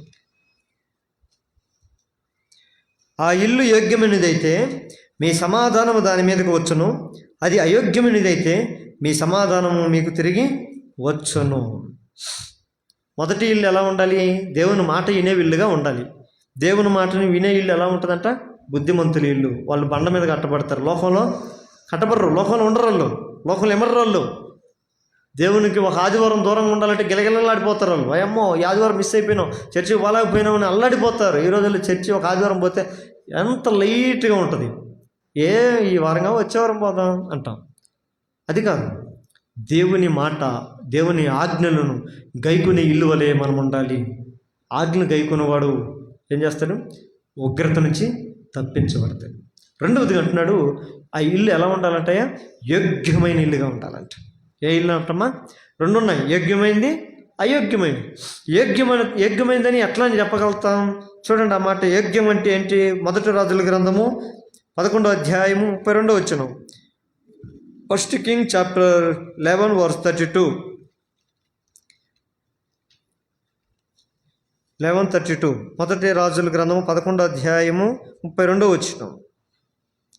ఇశ్రాయేలు దేవుడైన యెహోవా సెలవిచ్చినదేమనగా, జనులు నన్ను విడిచిపెట్టి అస్తరోతును సీదోనీయుల దేవతకును, కెమోషును మోయాబీల దేవతకును, మిల్కోమోను అమ్మోనీయుల దేవతకును మొరక్కి సొలొమోను తండ్రి అయిన దావీదు చేసినట్లు నా దృష్టికి యోగ్యమైన దానిని చేయకయు, నా కట్టడలను నా విధులను అనుసరింపకయు, నేను ఏర్పరిచిన మార్గములో నడవకై ఉన్నారు గనుక సొలొమోను చేతుల నుండి రాజ్యమును కొట్టివేసి. ఏందండి ఈ మాటలు చదువుతుంటే మనకి ఎవరు వచ్చిన సమయం సరిపోతుంది, కానీ చాలా బాగుంటాయి కదా. ప్రతి ఇల్లు ఒకరి చేత కట్టబడను. ఇప్పుడు మనం దేవుని ఇల్లు, దేవుని చేత కట్టబడుతున్నాం. దేవుడు ఎలా కడుతున్నాడయ్యా అంటే ఆయన మాట వినేటట్లుగా మనల్ని కట్టుకుంటున్నాడు. ఇప్పుడు ఆయన మాట వినకుండా మనం ఏ వాక్యాలు వింటున్నామో దాని ప్రకారం చేయకుండా దానికి వ్యతిరేకంగా జీవిస్తున్నాం అంటే దేవుడు కట్టట్లేదని అర్థం, అంతే కదా. అపవాది కడుతున్నాడు, కోట కడుతున్నాడు. వాడు పెద్ద కోట కడతాడు, ఒకరోజు ఆ కోట ఏమైపోద్ది? కూలిపోద్ది. దేవుడు కట్టేది ఏం చేస్తుంది? నిలిచి ఉంటుంది. చిన్నదైన పర్వాలే, పురుగుడిసిన పర్వాలే. రెండవదిగా చూస్తే యోగ్యమైనదిగా ఉండే. యోగ్యమైనది ఏందయ్యా అంటే యెహోవా దృష్టికి యోగ్యమైన. దేవుని దృష్టిలో మంచిగా కనపడాలి. ఎవరి దృష్టిలో? మనుషుల దృష్టిలో కాదు. ఈరోజు మనుషుల దృష్టిలో ఒక బాగా గొప్ప వాళ్ళు కనపడాలనుకుంటామా? బాగా డబ్బు ఉన్నోళ్ళలాగా, బాగా ధనం ఉన్నోళ్ళలాగా, బాగా అన్నీ ఉన్నోళ్ళలాగా మనం కనపడాలని చూపించుకుంటాం. తప్పులేదు. కానీ నువ్వు మనుషులు ఎదుట ఏదైతే గొప్పగా కనపడాలనుకుంటున్నావో దేవుని ఎదుట అంతకంటే గొప్పగా. ఇప్పుడు మనుషులు ఎదుట మనం నటించవచ్చు కదా. మెజెస్టిక్ పోయి 100 రూపీస్ టీషర్ట్ తీసుకొని బాగా సూపర్గా ఉండేది ఒకటి తగిలించుకొని ఇది 1000 రూపాయలు అని చెప్తే ఆడోదక్క నమ్మేయచ్చు, ఎవరిని ఒకని కదా నమ్మేయచ్చు. మనుషులను నమ్మించినంతగా ఈజీగా దేవుణ్ణి మనము నమ్మేలేము. ఎందుకు? ఆయన సమస్తమును ఎరిగినవాడు. ఆయన అసలుగా బట్టలు కనిపెట్టింది ఆయన. నువ్వు ఎక్కడ కొనుక్కొని వచ్చేది తెలుసు, ఏడ తీసుకొని వచ్చేది తెలుసు. ఆయన హృదయంతరంగములన్నిటినీ పరిశోధించేవాడంట. ఆమెన్. ఏం చేస్తారంట? ఆయన హృదయంతరంగములన్నిటి పరిశోధించాలి. అందుకని యోగ్యంగా ఉండాలి. ఆయన దృష్టికి మనం ఎలా నడుస్తున్నాం? భక్తి కలిగిన వారి వలె ఉన్నామా అంటే దేవుడు మనం చూసినప్పుడు ముచ్చటేయాలి. ఆయనకి ఏం చేయాలి? అరే సతీష్ని చూస్తే ఏమవ్వాలా? ముచ్చటేయాలా. మనల్ని చూస్తే ఏం చేయాలి? ఆయనకి దేవుడికి ముచ్చటేయాలా. ముచ్చట కాకుండా వేరే ఒకటి అంటుంది. ఆయన చూస్తే మనకి ఏం కావాలా? కంపరంగా ఉన్నట్టుగా, ఇంపరంగా ఉన్నట్లుగా, చచా అన్నట్టుగా ఉండకూడదు. దేవుడు మనల్ని చూసినప్పుడు ఆయన ఇష్టపడాలి. యేసుప్రభు కూడా కీర్తనలోకి వెళ్ళి బాప్తిసం పొందుకొని భక్తి బయటకు వచ్చి నిలబడినప్పుడు దేవుడు అంటాడు, ఇతడు నా ప్రియ కుమారుడు, ఇతని యందు నేను. మన గురించి కూడా దేవుడు మనం ఆనందించేటట్టుగా ఆయన దృష్టికి మనం నడుచుకోవాలి. ఇప్పుడు మనం ఒక్కసారి కనుక్కోవాలి, మనం దేవుని సంఘంలో మనం ఎలా నడుస్తున్నాం? ఇతరులు నన్ను చూసి ఇన్స్పైర్గా ఉన్నారా? ఇతరుల దృష్టికి నేను మాదిరికరంగా ఉన్నానా? ఇతరుల దృష్టిని చూసినప్పుడు నేనెందుకు ఆ సహోదరు వల్ల ఉండకూడదు? నేనెందుకు ఆ సహోదరు వల్ల ఉండకూడదు? నేనెందుకు ఒక మంచి ప్రార్థన పరుడిగా ఉండకూడదు? నేనెందుకు ఒక ప్రార్థన పరురాలుగా ఉండకూడదు? నేనెందుకు సంఘంలో వారి వల్లే పరిచర్య ఎందుకు చేయకూడదు? నేనెందుకు సంఘంలో వారి వల్లే ఏదో ఒక సహకారిగా ఎందుకు ఉండకూడదు అనే ఆలోచనలు మనలో కలిగినప్పుడే దేవుని దృష్టిలో యోగ్యంగా ఉన్నామని అర్థమవుతుందా? చూడండి, ఇంకొక రిఫరెన్స్లు ఉంటాయి. రోమిలికి రాసిన పత్రిక 12వ అధ్యాయము 17 వచనం. Rome chapter 12:17. రోమిలికి రాసిన పత్రిక 12వ అధ్యాయము 17వ వచనం. కీడుకు ప్రతి కీడు ఎవరికిని చేయవద్దు. మనుషులందరి దృష్టికి యోగ్యమైన వాటిని గూర్చి ఆలోచన కలిగి ఉండు. చూడండి, కీడుకు మళ్ళీ ప్రతి కీడు. మనకు నష్టం చేసామా, వీళ్ళకి ఏం చేయాలా? తిరిగి మనం పెద్ద నష్టం చేయాలి. వీళ్ళు మనం ఏదన్నా ఒకటి అన్నారా, మనం 4 అనాలి. అది కాదు క్రైస్తవుల చేత కట్టబడి. కొంతమంది దేవుని చేత కట్టబడే వాళ్ళు ఎట్లా ఉంటారంట? నిమ్మలంగా ఉంటారు. అవతల వాళ్ళు దూషిస్తున్నా, హింసిస్తున్నా, బాధిస్తున్నా. యేసుప్రభు ఎట్లా ఉన్నాడంటయ్యా? గొర్రె బొత్తు కత్తిరించి వాని ఎదుట మౌనంగా ఉన్నట్లు ఆయన మౌనంగా ఉన్నాడంట. ఈరోజు కొంతమంది మౌనంగా ఉంటే దాన్ని ఏమంటారు? చేతగాని దానం. అర్థమైంది? ఏమంటారమ్మా? మౌనంగా ఉండని ఏమంటారా? ఇడొట్టి పరమ తెక్కలోడు, ఈడు కలకలకలకల మాట్లాడుతుంటే అబ్బా ఈడు భలే చలాకీడు, ఈడు భలే జ్ఞానవంతుడు అంటాడు అని బైబిల్ ఏమంటారు తెలుసా? బుద్ధివంతుడైన వాడు ఎట్లా ఉంటాడంట? మన సతీష్ లాగా మౌనంగా ఉంటాడంట. నేను సర్చ్లో స్టార్టింగ్ చెప్పి సతీష్ని చూసి చాలా నేర్చుకోవాలి నేను అని వాళ్ళు సతీష్ని టార్గెట్ చేశారు పాపం కొంతమంది. ఏ వచ్చినా కూడా జీవితంలో ఎలాంటివి వచ్చినా కూడా నిమ్మలత్వం, సాధుతత్వం, ఒక సాధువులాగా ఉండాలి. కీడుకు ప్రతి కీడు ఎవరికైనా మనము వీళ్ళ వల్ల మాకు నష్టం కలిగింది, వీళ్ళు ఖచ్చితంగా వీళ్ళు ఏదో కూడా చేయాలి, వీళ్ళని బజార్కి ఏడవాలి, వీళ్ళని చట్టాలకి పోలీస్ స్టేషన్లకి ఏడవాలి. ఎన్ని లోకస్తుల మాటలు కదా, ఎన్ని లోకస్తుల మాటలు. యేసుప్రభుని అట్టా చేశారు కదా, చట్టసభలో ఈడ్చుకొని పోయారు, బట్టలన్నీ తీసేశారు, కొడలతో కొట్టారు, ముఖం మీద ఊశారు, తల మీద ముళ్ళ కిరీటం పెట్టారు. ఎందుకో తెలుసా? ఆయనకు వాళ్ళకి ఇష్టమైనట్టు నడుచుకోవాలా, వాళ్ళకి వ్యతిరేకంగా మాట్లాడారని చెప్పి ఆయన అంతం చేయాలనుకున్నారు. ఈరోజు ఒకరోజు మనం ఎవరికైనా మనకు మంచి చెప్పేటప్పుడు ఒక్కోసారి కటువుగా ఉంటుంది. దాన్ని మనం ఏం చేయాలి? తీసుకోవాలి. నేను తీసుకోనంటే మనకి ఆరోగ్యానికి మెడిసిన్ తీసుకోకపోతే ఏమవుతుంది? ప్రమాదం. మనం తీసుకోవటం వల్ల మనకి ఆరోగ్యం ఎలా వస్తుందో ఒక్కొక్కసారి మాట కటువుగా ఉంటుంది. కొంతమందిది కటువుగా ఉంటుంది, ఒక్కోసారి మృదువుగా ఉంటుంది, ఒక్కోసారి దేవుని వాక్కు మన మధ్యకి ఎట్లా కొద్దిగా మనము బండలాంటి వాళ్ళమైందనుకో ఎట్లా రావాల్సి వస్తుంది? సుత్తిలాగా రావాల్సి వస్తుంది వాక్యం. నా వాక్యం బండను బద్దలు చేయు, సుత్తి వంటిది కాదా అంటాడు ఆయన.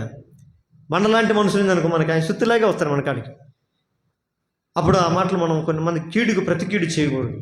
ఈ పాస్టర్ ఇంకేందుకు ఈరోజంతా నా గురించి టార్గెట్ చేసుకుని వాక్యం చెప్పిండు చర్చిలో అని అంటాం అనుకో, మంచిది అనుకో కదా. ఈరోజు దేవుడు నా కొరకు అంతా మాట్లాడాడేమో. దుఃఖపడు, బాధపడు. రక్షణార్థమైన దుఃఖము మారు మనసును కలుగు చేస్తుంది కదా. అయితే మనసు మారుతుంది, మనసు వస్తుంది. కానీ ఏ మనసు? ద్వేషించే మనసు, అసహించుకునే మనసు, దూరపరుచుకునే మనసు, ఈసరించుకునే మనసు. ఈ మనసు దుష్టు నుంచి పుట్టేది. ఏంటంట? ఎక్కడి నుంచి వస్తాయమ్మా? దుష్టు నుంచి పుడతాయి. అయితే బైబిల్ సామెతలు మనం చదివితే మంచి మాటలు ఉంటాయి. బుద్ధిమంతుడంట విని పాండిత్యం తెచ్చుకుంటాడంట. బుద్ధిమంతుడు గద్దింపుని విని మరింత జ్ఞానం తెచ్చుకుంటాడంట. గద్దింపుని ఏం చేస్తాడంట? స్వీకరిస్తాడంట. బుద్ధిహీనుడు దాన్ని తిరస్కరిస్తాడంట. అంత బాగుంటాయి ఆ మాటలు. బుద్ధిమంతుడు ఏం చేస్తాడంట? జ్ఞానాన్ని, గద్దింపుని ఏం చేస్తాడు? స్వీకరిస్తాడు. అందుకని దావీదు నీతిమంతుడు నన్ను కొట్టుట నాకు, అబ్బా, నీతిమంతుడు నన్ను కొట్టుట నాకు తైలాభిషేకం అండి. ఎవరు కొడతారు? మంచి కోరేవాడే కదా కొట్టేది. తల్లిదండ్రులు మనల్ని ఎందుకు కొడతారు? ఏదైనా చిన్న చిన్న పొరపాటు బాగుండాలనే కదా. సంఘంలో సేవకుడు కూడా విశ్వాసులు దేన్ని బట్టి కొట్టాలి, గద్దించాలనుకుంటాడు? దేవుని ప్రేమను బట్టి. అందుకని అంటాడు, నా కుమారుడా, ప్రభు చేయి శిక్షను నీవు తృణీకరించుకో. తండ్రి తను ప్రేమించిన కుమారుణ్ణి శిక్షించినట్లుగా నేను కూడా నన్ను ప్రేమించు వారిని నేను కూడా శిక్షిస్తున్నాను అంటాడు. అర్థమవుతుందమ్మా? తండ్రి దేవుడు మనల్ని కొన్ని విధాలు శిక్షించినప్పుడు మనం ఏం చేయాలి? శిక్షకు లోబడాలి. శిక్షకు మనం లోబడినప్పుడే మన జీవితము ధన్యకరంగా ఉంటుంది. యోబు శిక్షకు లోబడ్డాడు. యాక్చువల్లీ అది కొని తెచ్చుకున్నది కాదు, సాతానికి దేవునికి మధ్యలో బెట్టింగ్లు ఉంటాయి చూడు, బెట్టింగ్ యాప్లు. పాకిస్తాన్ గెలుస్తుంది, నాది 1000. ఇంకొకడు ఏమంటాడు, లేదు ఇండియాని గెలుస్తుంది, నాది 10,000. బెట్టింగ్లు పెడతారు కదా. అట్ట అయిపోయింది వీళ్ళిద్దరి మధ్య. పాపం ఏబు జీవితం. ఏబు దగ్గరికి వెళ్ళి సాతాను వెళ్ళి అంటాడు, అయ్యా ఏబు వరకునే నీతిమంతుడు కాదయ్యా, నువ్వు కాపు ఇవ్వండి. కాదురా, కాపు లేకపోయినా కానీ ఏబు నీతిమంతుడే, నా మీద అంత నమ్మకం ఏబుకి అంటే. ఆహా లేదయ్యా అంటే, పందెమా? పందెం కానీ ఇద్దరు పందెం పెట్టుకుని భూమి దీన్ని గబ్బు చేసి పెట్టారు. పాపం తెలుసు కదా ఏబు సంగతి.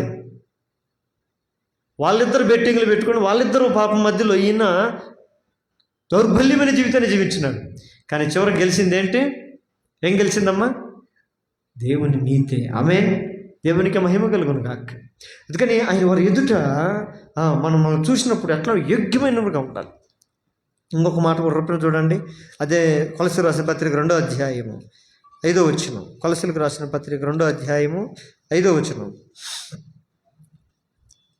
నేను శరీర విషయంలో దూరముగా ఉన్నాను, ఆత్మ విషయంలో మీతో కూడా ఉండి మీ యోగ్యమైన ప్రవర్తనను క్రీస్తునందలి మీ విశ్వాసమును, స్థిర విశ్వాసమును చూచి ఆనందిస్తున్నాను.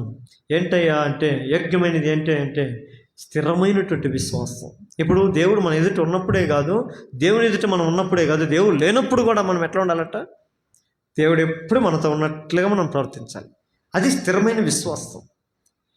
ఎక్కడికన్నా పో, పనికెళ్ళు, ఇంకెక్కడికన్నా పార్క్కి వెళ్ళు, ఎక్కడికన్నా వెళ్ళు, ఒకటి ఉంటుందంటే ఏమని?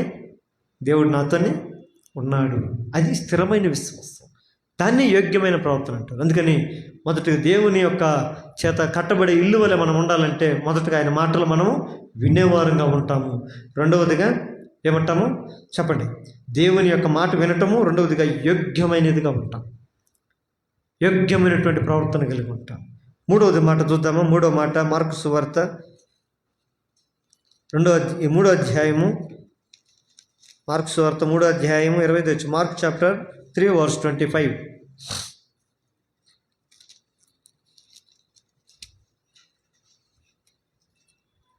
మార్కు సువార్త 3వ అధ్యాయం. ఒక ఇల్లు తనకు తానే వేరుపడిన ఎడల చాలే. చూడండి, నా ఒక ఇల్లు పోటీగా పెడితే, ఇద్దరు భార్యాభర్తలు ఉన్నారనుకోండి, వాళ్ళు పోటీలు పెడితే ఎట్లుంటుంది ఆ ఇల్లు? ఎట్లా ఉంటుందమ్మా? మీకు ఇంకా అనుభవం కాదు కదా, కొత్తగా పెళ్ళైన వాళ్ళు. ఎట్లా ఉంటుంది ఆ నీళ్ళన్నా? ఇద్దరు పోటీలుగా పడింది అనుకో, ఆ ఇల్లు ఏమైపోద్ది? ఇల్లు నువ్వు ఎంత పాడు చేస్తే నేను అంత పాడు చేస్తాను. ఇద్దరు పోటీలు పెట్టుకుంటే ఎట్లా ఉంటుంది?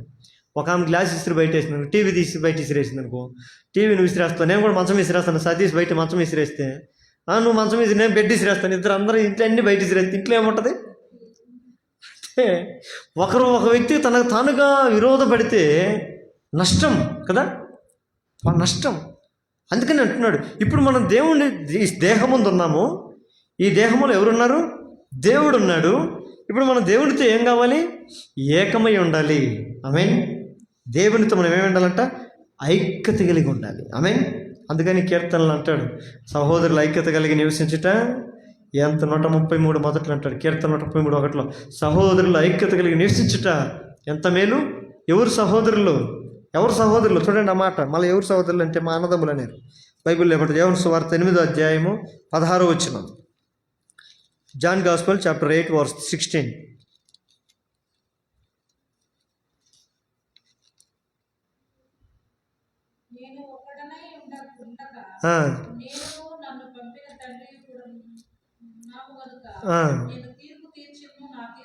అది కాదమ్మా, ఒకసారి చూడు. సారీ లూకా సువార్త 8వ అధ్యాయం 21వ వచనం. Luke gospel chapter 8 verse 21. ఎవరు ఆ సహోదరులు అన్నాం? సహోదరులు ఐక్యత నివసించడం మేలు అన్నాం కదా. ఎవరు ఆ సహోదరులు? లూకా సువార్త 8వ అధ్యాయము 21వ వచనం.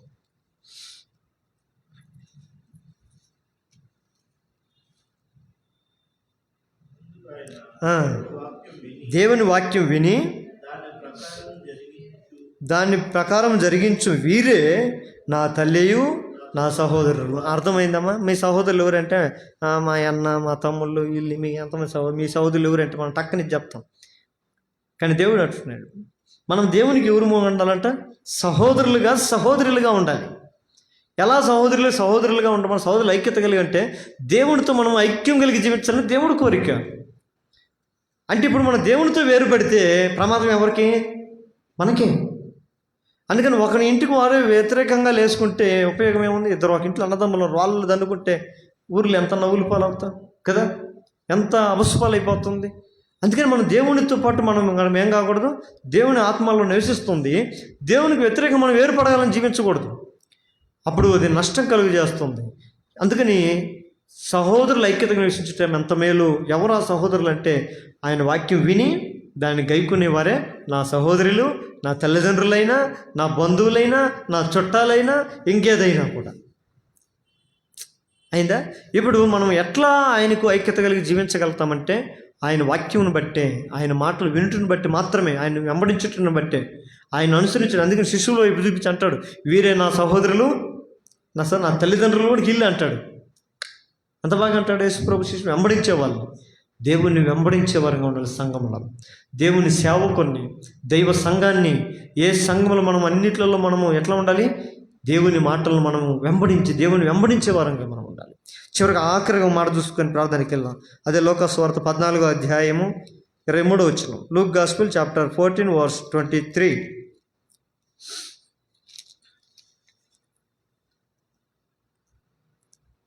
అందుకు యజమానుడు, నా ఇల్లు నిండునట్లు నీవు రాజ్యంలోనికి కంచెల్లోనికి వెళ్ళి లోపలికి వచ్చుటకు అక్కడ వారిని బలవంతము చేయుము. చాలు. తన ఇంటిలోనికి దేవుడు ఏం చేస్తున్నాడంట? జనాల్ని పిలవనంపించడానికి పంపిస్తున్నాడంట. అంటే దీనికి అర్థం ఏంటంటే రక్షణలోనికి అనేకుల్ని ఇతరులను నడిపించే వారుగా ఒక ఇల్లు వలె మన ఇల్లు ఉండాలి. ఈ ఇల్లు దేవునిది. ఈ ఇంట్లో ఉన్న మనతో దేవుడు అంటున్నాడు. ఏమంటున్నాడు? వీధుల్లోనికి వెళ్ళండి, కంచెల్లోనికి వెళ్ళండి, క్రాసులలోకి వెళ్ళండి, లక్ష్మీపురాకి వెళ్ళండి, మత్తిగిరికి వెళ్ళండి, ఇంకా వీలైతే కావలంగోడికి వెళ్ళండి, ఎక్కడికైనా పోండి. ఏం చేయాలంట? అనేకులు నా కొరకు నేను సిద్ధపరిచినటువంటి ఈ యొక్క విందును పొందుకోవటానికి అనేకులను తీసుకురండి.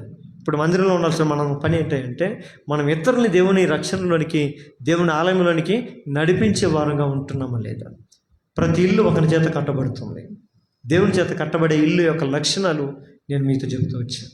మొదటిగా దేవుని మాట వినాలి. రెండవదిగా ఏం చేయాలి? యోగ్యమైనదిగా మనం ఉండాలి. మూడవదిగా ఐక్యత కలిగి ఉండాలి. నాలుగవదిగా రక్షణలోనికి నడిపించే ఇల్లు వలె మన ఇల్లులో ఉంటుంది కాక మోకాళ్ళ మీదకి వద్దాం. మోకాళ్ళ మీదకి వచ్చి మరి మన ఇల్లు ఎలా ఉంది, మరి మన పక్కిల్లు ఎలా ఉంది, మన ఎదురిల్లు ఎలా ఉంది, మన వెనకిల్లు ఎలా ఉంది అంటే వీళ్ళంతా ఎవరు? మన సహోదరులే. మన చర్చిలోని ఇతరులు ఎలా ఉన్నారు? వాళ్ళందరి కొరకు కూడా మనం ఏం చేయాలమ్మా? ప్రార్థించాలి. ప్రభా, నువ్వు నన్ను ఏ రీతిగా నీ ఆలయంగా చేసుకొని మహిమ తెచ్చుకొని నీ ఆలయం నన్ను నిలబెట్టుకున్నావో నా వలే అనేకులు నిలిచి ఉండాలి ప్రభా. లోకాన్ని ఆధారపడి కాదు, లోకమును నమ్ముకొని కాదు నాయన, నిన్ను నమ్ముకొని నీ మాటలు వినేవారుగా ఉండేటట్లుగా సహాయం దయచేయండి. రెండవదిగా మనుషుల దృష్టిలో యోగ్యమైనగా కాక నీ దృష్టిలో యోగ్యమైనట్లుగా నువ్వు ఏమి చూస్తే ఏమి చేస్తే ఆనందిస్తావో అట్టి క్రియలు చేయవారుగా మా సంఘములోని బిడ్డలందరినీ పురుగొల్పండి. అంత మాత్రమే కాదు తండ్రి, నీతో ఐక్యత కలిగి నీకు వేరుగా విరోధంగా లేస్తే అది నిలవనేరదు అంటున్నావు. కనుక నువ్వు మాతో ఉన్నావు, మాలో ఉన్నావు, మాతో జీవిస్తున్నావు, మాతో ఉంటాను వాగ్దానం చేసినావు. మేము నీకు వ్యతిరేకమైన కార్యాలు చేసేవారు కాక, వ్యతిరేకమైన చేసి మా జీవితాన్ని మేము పతనం చేసుకున్న వాళ్ళు కాక, ఇది వదులుకొని నీతో ఐక్యతలకు జీవించాలని ఆశపడుతున్నామయ్యా. చివరిగా రక్షణలోనికి నడిపించే వానిగా మనం ఉండాలి.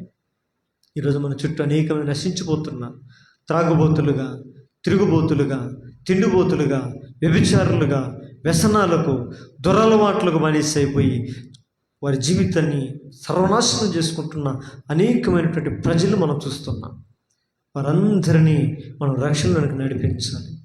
అందుకని ప్రభు తన ఆలయంలో నుంచి, తన ఇంట్లో నుంచి మనం పంపిస్తున్నాడు. ఈరోజు ఆయన మాట విని ఎంతమంది అయితే ఆ విందులోనికి వస్తారు. పిలువబడిన వారు అనేకులు, కానీ ఏర్పరచబడిన వారు కొద్దిమంది. పిలవటం మన పని. ఎవరు ఆలకించి వస్తారో వాళ్ళు శ్రేష్ఠులు. మనం అందరినీ ఇక్కడ కూర్చొని పెట్టలేము, మనం ఎవరిని నడిపించి ఇక్కడ సమకూర్చి పెట్టలేము, కానీ పిలుపు మాత్రం అందరికి మనం పిలవాల్సిన బాధ్యత ప్రభు మనకిచ్చినాడు. అందరికీ మనం ఈ పిలుపునివ్వాలి. ఇదిగో వారిలో దేవుని రాజ్యం సమీపించున్నది, నమ్మి మారు మనసు పొంది బాప్తిసం పొందండి. రండి, దేవుని సన్నిధికి రండి, దేవుని దగ్గరికి రండి, దేవునికి దూరంగా ఉండగాకండి, దేవుని ఆలయం రండి. ఎక్కడ సత్యం ఉందో, ఎక్కడ సత్యవాక్యం ఉందో అక్కడ మీ జీవితాన్ని నిలబెట్టుకోనండి. లోకంలో అందరూ వెళుతున్నారని నువ్వు అటువైపు వెళ్ళకు. నాశనానికి పోయే మార్గం విశాలంగా ఉంటుంది, నువ్వు ఎలాగైనా పరిగెత్తచ్చు, కానీ నిత్య జీవానికి వెళ్ళే మార్గం ఇరుకుగా ఉంటుంది, సంకుచితంగా ఉంటుంది. ఈ రాత్రి ఈ మార్గంలో నువ్వు ప్రయాణించు. అలాంటి ఇల్లుగా నువ్వు కట్టబడని దేవుడు ఆశిస్తున్నాడు. నీకు నువ్వుగా కట్టుకుని ఇల్లు ఒకరోజు కూలిపోతుంది. యెహోవా ఇల్లు కట్టని ఎడల దాన్ని కట్టుబడి ప్రయాసం పెడతాం. ఇది మొదలుకొని ఒకవేళ నీకు నువ్వుగా కట్టుకుంటున్నావేమో నీ భక్తి జీవితాన్ని, నీ ఆధ్యాత్మిక జీవితాన్ని నీకు సాధ్యం కాదు. దేవుడు నీ కొరకు సిద్ధపరిచినటువంటి దైవ సేవకుల దగ్గరికి వెళ్ళు. దేవుడు నియమించిన స్వరక్తమించి కొన్నట్టు సంఘంలోనికి వెళ్ళు. ఆయన నీ మీద దృష్టి నిలుపుతాడు. అందుకొరకు ఆయన సేవకుల సంఘంలో నియమించున్నాడు. నీకు బోధించుట కొరకు, నిన్ను నడిపించుట కొరకు, నేను హెచ్చరించుట కొరకు, నేను దిద్దుట కొరకు, నేను సరిచేయుట కొరకు దేవుడు సేవకులను సంఘంలో నియమించుకొని ఉన్నాడు. కనుక అటు వారికి నువ్వు దూరంగా ఉండకు. అందుకని బుద్ధిమంతుడి వలె ఇది మొదలుకొని నువ్వు క్రీస్తు మీద ఆధారపడు. ధనం నమ్ముకుంటే పాడైపోతావు, లోకాన్ని నమ్ముకుంటే గతించిపోతావు, కానీ యేసు క్రీస్తు నమ్ముకునేవాడు నిరంతరము జీవిస్తాడు. ఒకవేళ ఆయన నమ్ముకున్నవాడు మరణించినా సరే తిరిగి లేస్తాడనేది దేవుని యొక్క వాగ్దానం మనకుంది. ఏదో ఒకరోజు మరణించక తప్పదు. భూమి మీద మరణం ఏ రీతిగానే వస్తుంది, కానీ మరణించే ముందుగా దావీదు ఒక మాట అన్నాడు, నీతిమంతుల మరణం అంటే మరణం నాకు కలుగునుగా అంటాడు. నీతిమంతుల మరణం, నీతి మరణము నుండి రక్షిస్తుంది. ఒకవేళ ఈ లోకంలో ఏది కూడా నేను రక్షించలేదు, కానీ దేవుడిని రక్షించగలరు. నువ్వు దేన్ని ఆశ్రయం చేసుకోకు. ఈ రాత్రి దేన్ని నువ్వు ఆధారం చేసుకోకు. జీవాధిపతి అయిన దేవుడిని నువ్వు ఆశ్రయించి ఆయన నమ్ముకుంటే నేను బ్రతికించుటకు శక్తి కలిగిన వాడై ఉన్నాడు. యోగ్యమైనగా నువ్వు కనపడాలి. నీ ప్రవర్తన, నీ నడవడిక, నీ విధానం, నీ తీరు దేవుని దృష్టిలో యోగ్యమైనది కనపడాలి. అప్పుడు ఆయన నేను యోగ్యమైన వాడిగా చూస్తాను. అయోగ్యంగా ఉంటే దేవుని యొక్క ఆశీర్వాదం తిరిగి వెళ్ళిపోతుంది. దైవ సేవకులు మన ఇంటికి వచ్చినప్పుడు, ప్రార్థించినప్పుడు ఆ ఇల్లు యోగ్యంగా ఉండాలి. అయోగ్యంగా ఉంటే సేవకులతో పాటుగా ఆ సమాధానం వెళ్ళిపోతుంది. కాబట్టి యోగ్యమైనగా ఉండేటట్లుగా నువ్వు కట్టబడాలి. దేవునితో ఐక్యతగా ఉండేటట్లు కట్టబడాలి. అనేకుల రక్షణల్ని నడిపించే ఇల్లు వలె నీవు కట్టబడాలి. అటు కృప, అటు ధన్యత దేవుడు మనకు దయచేయను గాక. అందరూ ప్రార్థన చేసుకుందాం. మీ అందరి కొరకు కూడా లైవ్లో ఇటు వాక్యం ఉన్న వారందరి కొరకు కూడా నేను ప్రార్థన చేస్తాను. దయచేసి మీరు ఏ స్థలంలో ఉన్నా, మీరు ఎక్కడున్నా, ఈ మాటల తర్వాత మీరు విన్నా కూడా మీ జీవితంలో దేవుడు కార్యం జరిగించి చిన్న ప్రార్థన చేసుకుందాం. మమ్మల్ని మిక్కిలిగా ప్రేమించిన మా ప్రియ పరలోకముందున్న మా తండ్రి, కృపా కనికరమ కలిగినటువంటి మా దేవ, ఈ మంగళవారం సంఘ ప్రార్థనలో నీ సన్నిధిలో మమ్మల్ని చేర్చి నాతో ఇంతవరకు మాట్లాడుతూ వచ్చిన ప్రతి లేఖన వాక్యములు బట్టి మీకు వందనాలు. ప్రతి ఇల్లు ఒకరి చేత కట్టబడును, సమస్తమును కట్టినవాడు యెహోవాయే, దేవుడే. అవునైనా మేము నీ యొక్క ఇల్లు, తండ్రి యొక్క చిత్తమును తుదమట్టుకు చేపట్టితే, నడిపించుకుంటూ ఉత్సాహంగా జరిగించుకుంటూ వెళ్తే మనమే ఆయన ఇల్లని నీ వాక్యం సెలవిస్తుంది. ఈరోజు నీ ఇంటిగా మేము కట్టబడాలని ఆశపడుతున్నాం. ఈ సియోను సంఘం, ఈ సంఘంలోని బిడ్డలు మేమందరము కూడా నీ ఇంటి వల్ల మేము కట్టబడాలి. నాయనా, ఆ రీతి కట్టబడాలంటే నీ మాటలు మేము వినాలని మాతో మాట్లాడుతున్నాం. ఈ నా మాటలు చెప్పిన వినివాడు చెప్పని చేయ ప్రతి వాడు బుద్ధిమంతుని పోలి అంటున్నాం. బుద్ధిహీనుల మీదకి ఉగ్రత వస్తుంది. బుద్ధిహీనులు ఆకస్మికంగా లయమైపోతారు. బుద్ధిహీనుని కలిగి వేదనలు అనేకములు నీ వాక్యం సెలవిస్తుంది. కనుక బుద్ధిమంతుడైన వాడు ఓరకుండునంటున్నాడు. మొదలుకొని నీ వాక్యం విని, నీ మాటలు మేము వినున్నట్లుగా, నీ మాటలు మేము లోబడినట్లుగా, నీ మాటలకు విధేయత చూపించినట్లుగా, నీ మాటలు మేము నాయన మా జీవితాన్ని అప్పచెప్పుకొని నీ నామమును బట్టి బ్రతుకున్నట్లుగా, నిన్ను ఆధారం చేసుకుని మేము జీవించినట్లుగా మాకు సహాయం దయచేయండి. ఇంత మాత్రమే కాదు నాయన, మా జీవితం ఒక యోగ్యమైనది ఉండాలి. ఈ ఇల్లు ఏ రీతిగా అయితే నాయన స్వరక్తం ఇచ్చుకున్నావు, అమూల్యమైన రక్తం ఇచ్చినావో మేము కూడా ఈ దేహమందు అమూల్యమైన వారముగా, మేము ఎక్కడ నా తండ్రి విలువ లేని వారంగా కాదా నాయన, మీ విలువైన రక్తం ఇచ్చినావు కనుక మడతైన మచ్చైన కలంకమైన మరి ఏదేనూ లేకుండా నిష్కలంకమైనటువంటి జీవితంతో నీ ఎదుట మేము నిలబడే యొక్క గృహముగా ఉండినట్లుగా మమ్మల్ని సిద్ధపరుస్తూ రండి. నా ప్రభా, మీ జీవముతో మేము నింపబడినట్లుగా మాకు సహాయం దయచేయండి. మా యోగ్యతలో నా ప్రభా నీ యొక్క దృష్టిలో కనపడాలి, మనుషుల దృష్టిలో కాదు. కనుక ఇది మొదలుకొని మేము అయోగ్యమైన జీవితంలో ఒకవేళ ఉంటే మమ్మల్ని మన్నించి క్షమించి, ఇది మొదలుకొని నీ దృష్టికి యోగ్యమైన కార్యాలు చేయటానికి, యోగ్యమైనటువంటి అనుభవాలతో మేము ముందుకు సాగిపోవటానికి సహాయము దయచేయండి. ఇతరులను అనేకులను రక్షణలు నడిపించే జీవితాల వల్ల మేము ఉండాలి ప్రభా. అలా ఉండాలంటే నీతో ఐక్యత కలిగి ఉండాలి. నీకు దూరంగా మేము ఉండకూడదు నాయన. ఏ సమయంలో నువ్వు వస్తావో, ఏ గడిలో నువ్వు వస్తావో మాకు తెలియని దినాల్లో మేము ఉన్నాము తండ్రి. ఇదిగో నేడే రక్షణ దినం, ఇదిగో నేను త్వరగా వస్తున్నానని అనేక మాటల ద్వారా మమ్మల్ని హెచ్చరిస్తున్నాం. కనుక మేము నీకు దూరంగా ఉండి నీతో వేరుపడేవారు కాక, నేను వ్యతిరేకించేవారు కాక, నీతో కలిసి ముందుకు సాగిపోవటానికి, సంఘముతో కలిసి సాగిపోవటానికి, సేవకులతో కలిసి సాగిపోవటానికి, అనేకుల రక్షణ కొరకు మేము నడుము కట్టుకుని ముందుకు సాగిపోవటానికి మాకు సహాయం దయచేయమని యేసు క్రీస్తు నామమున ప్రార్థించి అడిగి వేడుకొనుచున్నాము తండ్రి. ఆమేన్. ఆమేన్. మీకు అందరికి వందనాలండి.